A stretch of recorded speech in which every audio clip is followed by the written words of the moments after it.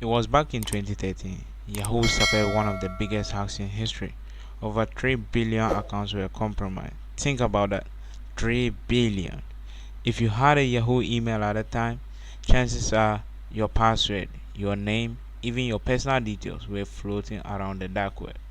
Cybersecurity isn't just about tech companies, it's about us, our emails, our Instagram, even our mobile money wallets. Today, I want to walk you through four simple but powerful steps you can take to protect yourself online. Let's start with passwords. In 2019, researchers found that the most common password in the world was still 123456. Imagine that.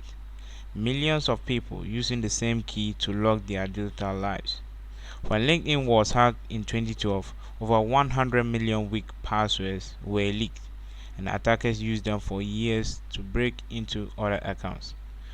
So what do we do differently? Create long, unique password. Better still, use a password manager so you don't recycle the same one across accounts.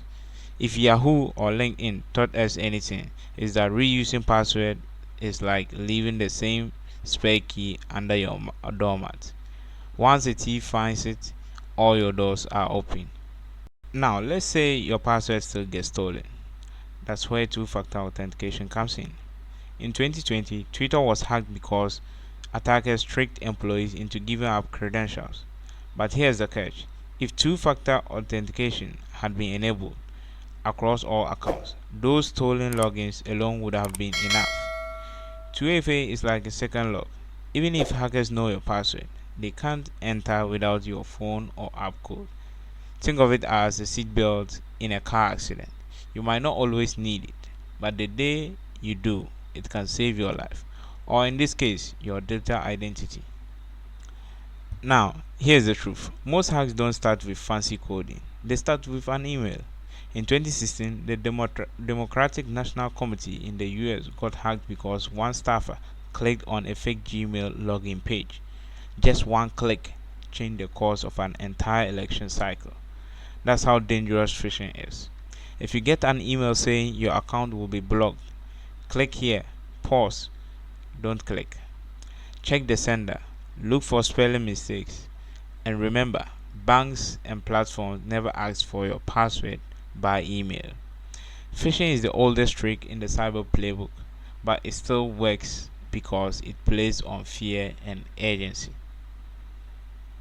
Finally, your devices. WannaCry, the ransomware attack of 2017, spread like wildfire across the world just because people hadn't updated their Windows machines. Hospitals in the UK were forced to cancel appointments. Businesses lost millions, all because of outdated software. That's why updates matter. They don't just add new features, they patch holes hackers can crawl through.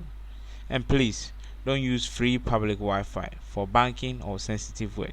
Hackers love setting up fake hotspots just to steal your data.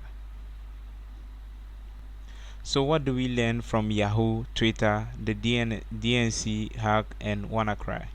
That cybersecurity is not about paranoia, it's about preparation. 4 steps: strong passwords, 2FA, phishing awareness, and device security. These aren't just tips, they are proven shields backed by real world events. If you follow these, you will already be safer than most people online. This is the Cyber Journal. Subscribe because next week we are going deeper, and trust me, you don't want to miss this.